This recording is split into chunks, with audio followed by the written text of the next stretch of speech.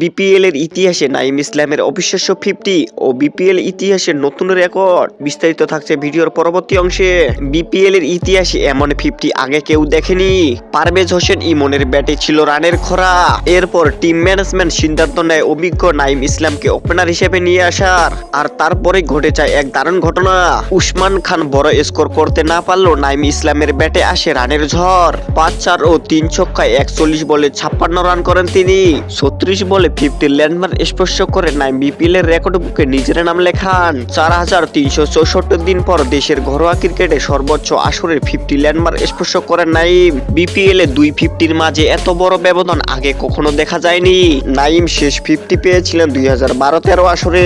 প্রায় 12 বছর পর 50 করার পাশাপাশি বল হাতেও দারুণ পারফরমেন্স দেখান নাইম। 6 রানে খরচায় 2 উইকেট তুলে নেন নাইম। নাইমের জন্য এটি একটি স্মরণীয় দিন। এই দিনকে তিনি দীর্ঘদিন মনে রাখবেন। তো দর্শক, নাইমের এমন ঝড়ো 50 আপনাদের কেমন লেগেছে তা জানিয়ে দিন আমাদের ভিডিওর কমেন্ট বক্সে। ধন্যবাদ।